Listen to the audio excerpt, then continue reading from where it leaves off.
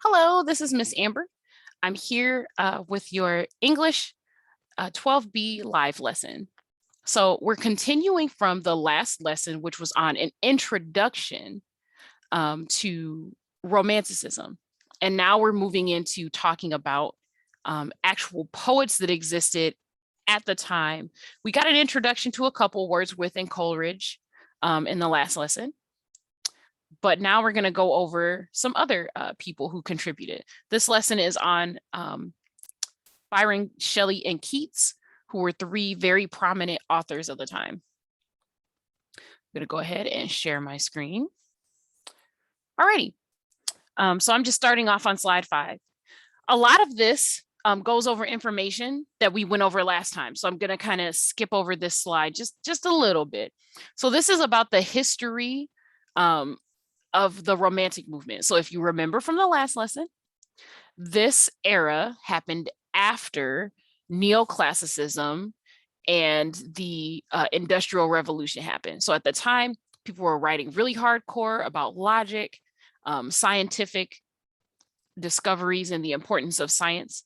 But what a lot of people felt at the time, especially because of the conditions of the Industrial Revolution, with people getting sick and living in poor conditions and that kind of stuff, they felt like the writing wasn't capturing the human spirit, the human element of things. So everyone who calls themselves a romantic focuses more on the individual wants and desires of the people. Usually their poems are about one person's thoughts or a person who's reflecting on nature and the feelings that people have on the inside. So here, they talk about the French Revolution also being part of the influence. They touched on that a little in the last lesson, but not a whole lot. So here, basically, they talk about when the revolution started, it embodied Enlightenment ideals. So that's the science and logic. But soon that led to indiscriminate executions of former nobles and their associates, followed by the suppression of religion and the eventual return to autocratic rule.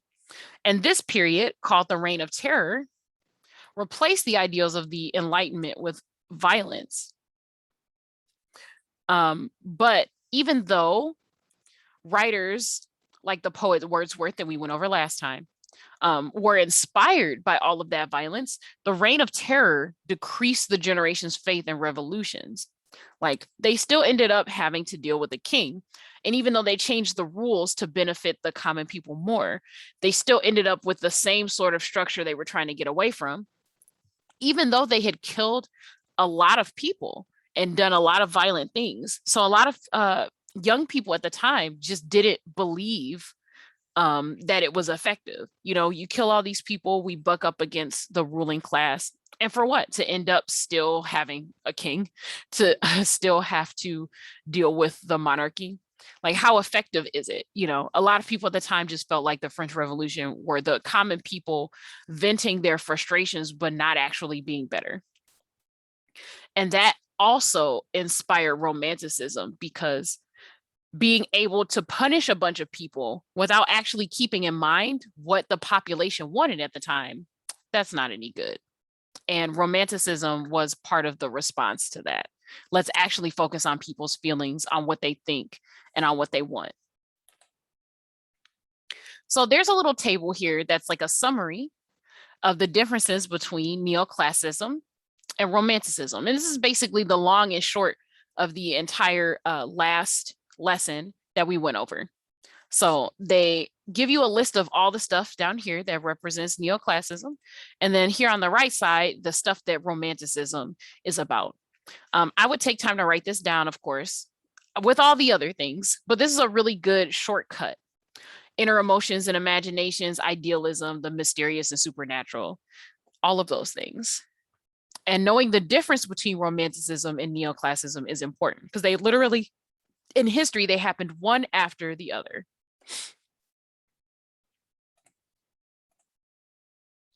So then we get around to Lord Byron.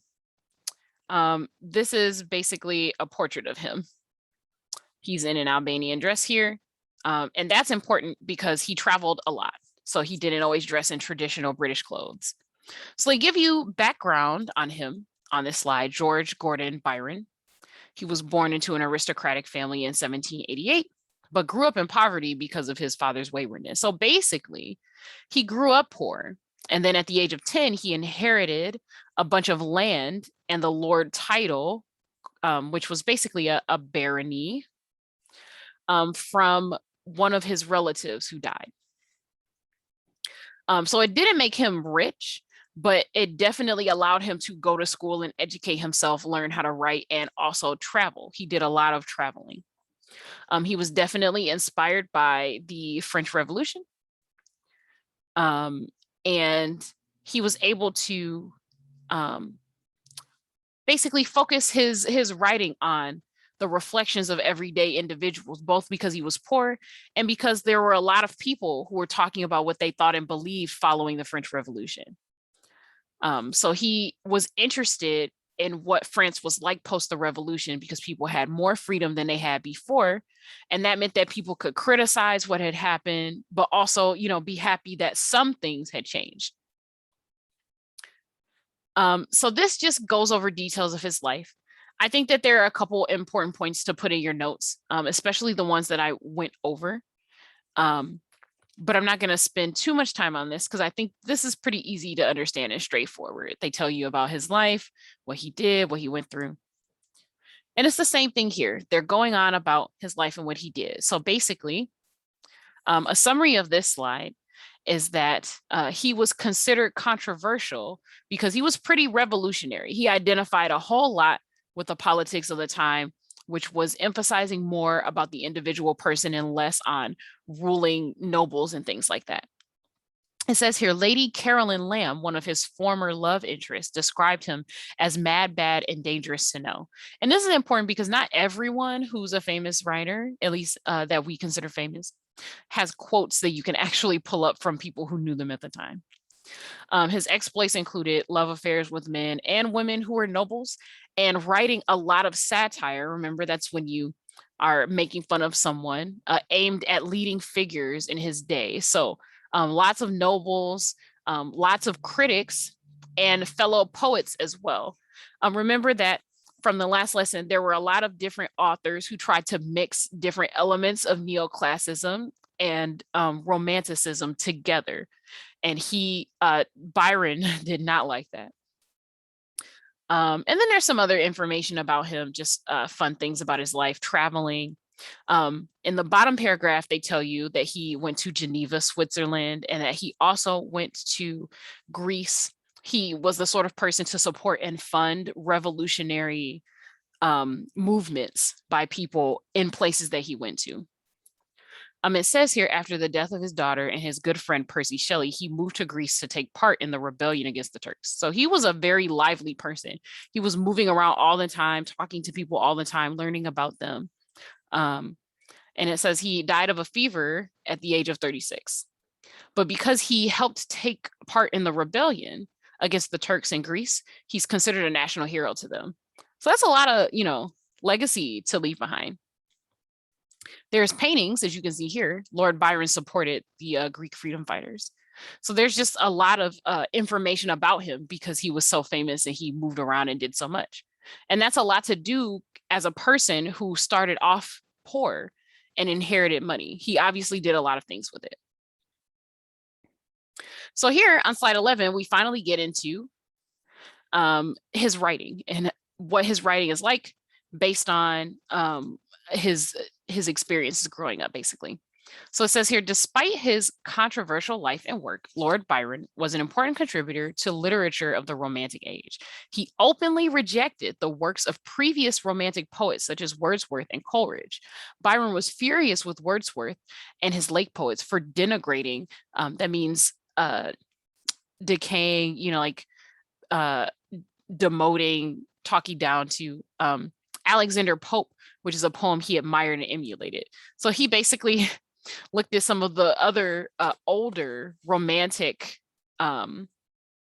poets at the age and was like, you didn't like the guy that I liked, so screw you. And he wrote a lot about how much he disliked Wordsworth and other poets because of this. Unlike other romantics, Byron used the argumentative tone of the Enlightenment poets in his own work. He also believed that Wordsworth and his group had betrayed the romantic ideals of the French Revolution. So basically, they talk about the differences between Wordsworth and Byron in that second paragraph. Wordsworth wanted to uphold social conventions. So he believed in romanticism existing in the politics of how things were at that time. So he felt like romanticism should exist side by side with people who were suffering in the factories and people who were just unhappy with life. Like poetry was an escape, basically. And Lord Byron was like, no, things actually just need to be completely different. We don't just need more emphasis on creativity or mysticism or nature. What we need is to actually change people's way of thinking so that they value those things more than just working their lives away. So Lord Byron was really not a fan of Wordsworth at all. He felt that Wordsworth poems were full of juvenile ideas. And it says Byron, on the other hand, wrote satiric poetry on subjects such as the sexual escapades and hypocrisy of the upper classes in long poems such as Childe Harold's Pilgrimage and Don Juan. So basically, he took the upper classes version of romanticism and the fact that they had the freedom to pursue the things that normal people wanted to in the romantic age and wrote about how ironic it is and how ridiculous it is that they get to indulge in those things when the everyday person that the romantic poetry era was being written for doesn't get to enjoy those things. He basically made fun of them because he felt the upper class, he made the point that the upper class indulging in romanticism basically ruined it because they didn't have any kind of moderation. Having all that money and power basically made them ruin the ideals that he wanted other people to have. It says here, ironically, his independent taste and rebellious spirit made him the personification of the romantic ideals that the other romantics only wrote about. So basically, he lived the sort of life, obviously, from what we were talking about earlier, traveling, taking a bunch of lovers and stuff. He actually lived that life. And he was able to live it while still, kind of being humble, helping out with revolutions, not betraying the everyday man. And he felt like that's what the upper classes were doing and what Wordsworth was encouraging with his work. Okay, so lastly, Byron is known for his creation of the famous character type, the Byronic hero. So you have a link here and then you can open, and it basically just describes what the Byronic hero is. He's moody and extremely sensitive. So he's kind of like the like dark and handsome sort of thing. Boldness or even recklessness, rejection by society at large, or self-imposed isolation. Extreme intelligence and passion, strong self-respect and pride, confidence or even arrogance, a depth of personality that other characters don't understand. If this sounds familiar, it should, because this is basically almost every single vampire character you've ever heard of. Extreme sensitivity and moodiness. You got the strong self-respect and pride, confidence, or even arrogance, and a depth of personality that other characters can't understand. And not even just the cheesy vampires, even characters like Blade, for example. He's half human, half vampire. No one can truly understand what he's going through. Those are traits of the Byronic hero, the sort of sulky, moody, brooding sort of hero that still upholds those values despite all of his emotional baggage. That's what a Byronic hero is. Usually, it says here, a Byronic hero is typically unlikable, misunderstood, and adventure seeking. So they think that this is reflective of Byron himself because of his background as a poor person who ended up having money. He got to see both sides of things. And because he grew up poor, that affected how he treated himself and other people once he actually got money. Although the Byronic hero was most popular during the Romantic era, the character type is commonly found in the literature of other periods. Like the hero named after him, Byron's fame arose from his adventurous, attention-grabbing persona. So we have poems, excerpts. I'm going to sort of brush over those because I want to try to get to some of the other parts of this lesson. But he wrote this very famous poem, She Walks in Beauty, after meeting his cousin, Lady Wilmot Horton, for the first time. She was dressed in a black morning gown and made a lasting impression on him. So he used her as inspiration for the subject of this poem.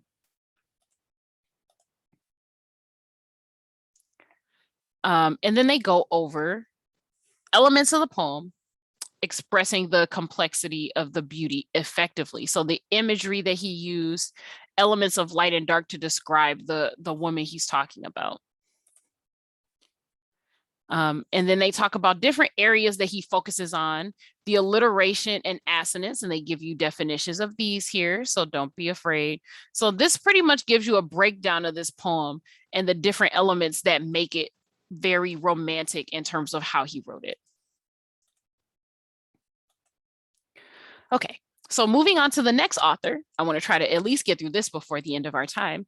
We have Percy B. Shelley. So Percy Shelley, they give you information here about where she was born. She was born to a wealthy family, but she was fascinated with electricity, magnetism, chemistry, so basically science stuff. And a lot of people made fun of him for his odd behavior because if you were wealthy, you were expected to have other interests besides that. So basically, he was educated at a college where he got exposed to a lot of radical thinkers. So by radical, they mean people who were on the extreme for their time, Thomas Paine and William Godwin. And a lot of his beliefs, a lot of Shelley's beliefs and principles, as a result of being in contact with radical thinkers, went against the established social habits and conventions. So he was rich and kind of felt trapped by all of the rules, and he wasn't interested in following them.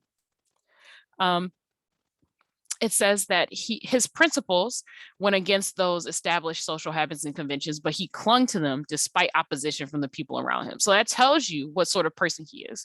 He definitely was the sort of person to just stand for what it was that he personally believed. Excuse me, dropped my notebook there. Okay, so he was expelled from Oxford College for writing a pamphlet that encouraged atheism because religion was a really big part of the culture at the time.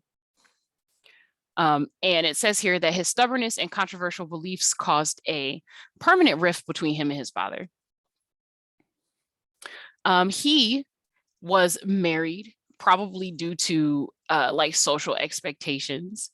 But even though he, married in his youth, he met and fell in love with Mary Godwin, who once wrote Frankenstein, who wrote Frankenstein, which is considered the world's first science fiction novel. So there were science fiction novels before her, but they weren't classically science fiction.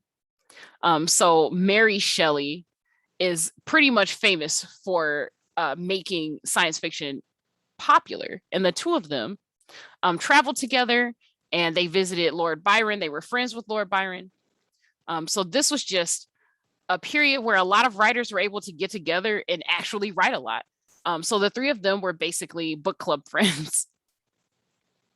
Eventually, Shelley and Mary Godwin, who is now Mary Shelley, moved to Italy and wrote more things while they were there. So this is just background on Percy and who he is as a person, because that inspired a lot of his works. He was a believer in the revolutionary ideas of the era, and his poetry reflects the spirit of progressivism. He wasn't popular with people in Britain because he didn't believe in the conventional stuff, but he wrote a lot of poems, essays, and stories urging support for political dissidents. So basically, he was rich enough to not have to struggle and work, and because he was able to do that, he wrote about how much he didn't like how people behaved and lived at that time. Shelley's life ended tragically in a boating accident while he was visiting Lord Byron.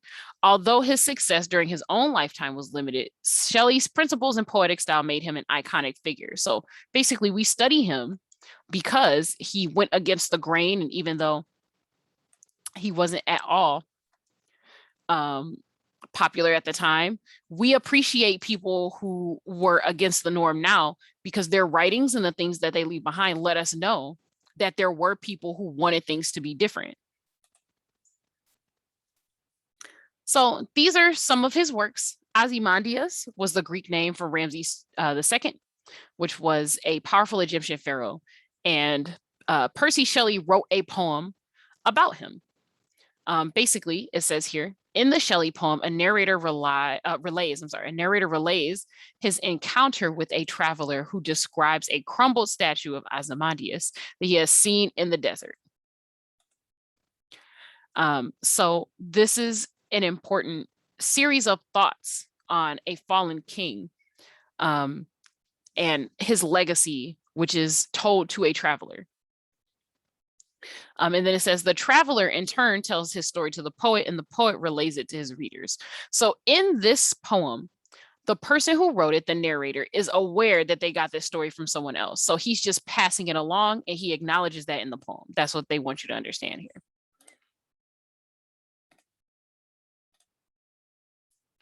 So these slides, 23 and on, take a little closer look at the poem Ozymandias and points out some things about it. They're pretty thorough here in letting you know what's important to point out about this poem. So I'm not going to linger on it for very long. If you need more review on this poem or any of the poems in this lesson, reach out to a tutor, schedule a tutoring session. But I will look at a little bit of the last paragraph. Shelley's narrative style reinforces the theme of the briefness of power. So that's what the point of the poem is, reflecting on Ozymandias's reign and how, even though he was the most powerful for a time, that time passes. The reader only gets a secondhand account of the ruins. So obviously he didn't rule long enough for us to be able to see his great works. And you're supposed to think about that with the entirety of the poem and all the other things, and think about how time truly affects what people think is important. They talk about alliteration here used in the poem. And they talk about how it's related to the Petrarchan sonnet, which was covered in the, I believe, the English 11 courses. So there are two different types of sonnets, Petrarchan and English. So Petrarchan is a fancy word for the Italian sonnet. And if I recall correctly, there are some English concept summaries about the different types of sonnets. Let's see if I can find it.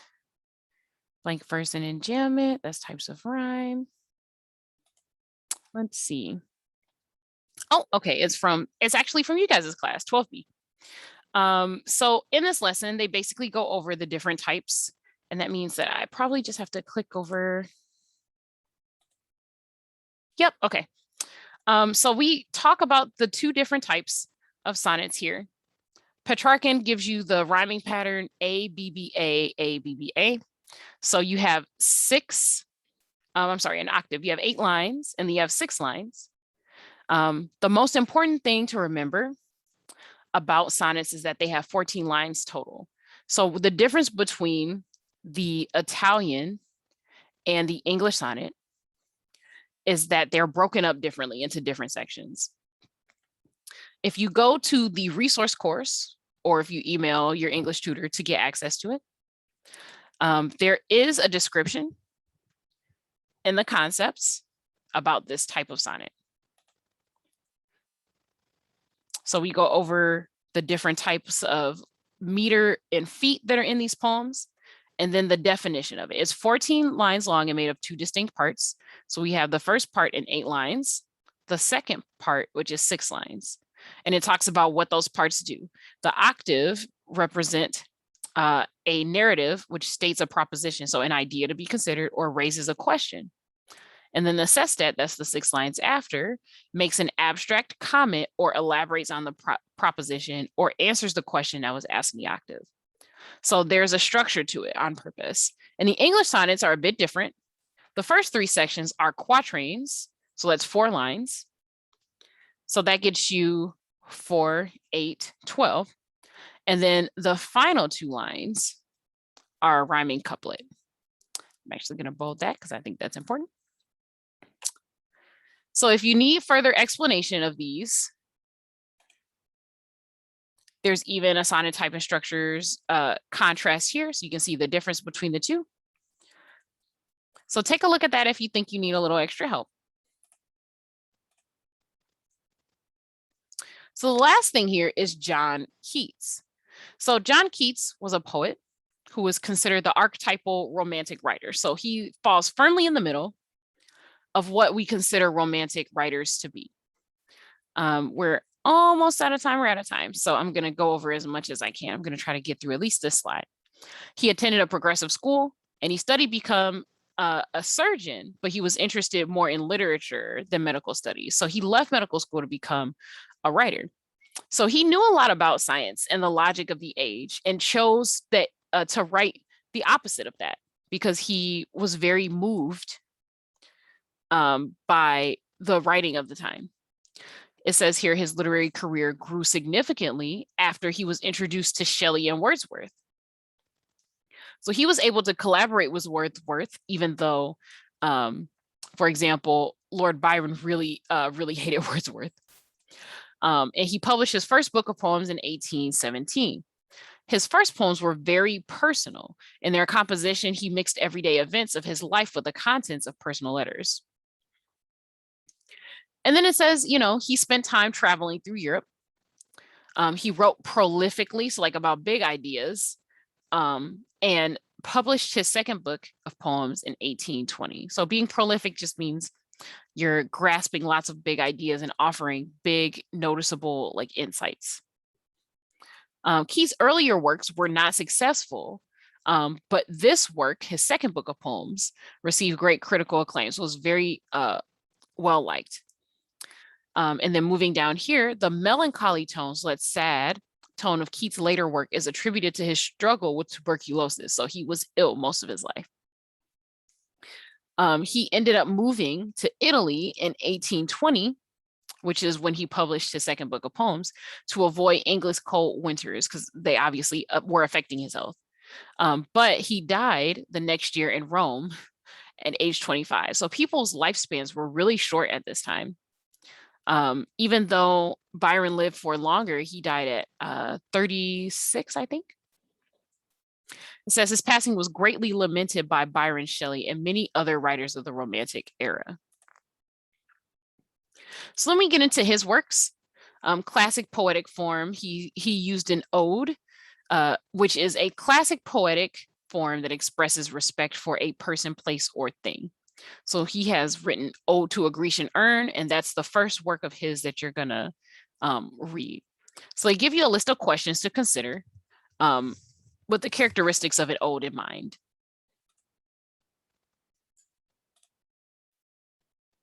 And then they go over the poem Ode to a Grecian Urn and break it down for you in these slides.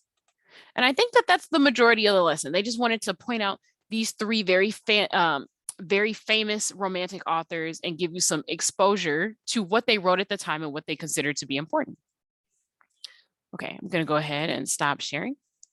Alrighty, so now that we've gone into, you know, some more of the romantic writers, hopefully some of the stuff that was in the last lesson about the introduction to romanticism makes sense. It's kind of a lot to explain all at once because there was so much happening in history at the time. So you had to break it down into a couple lessons to help you guys get the gist of it. But okay, I'm going to sign off. If you need help with anything that was discussed today, please reach out to the English email, english@atsedu.net. And you can also ask your advocate or teacher mentor to reach out to a tutor so you can have them go over any of the excerpts that I touched on here with you. But other than that, this is Miss Amber signing off. Good luck with your English course.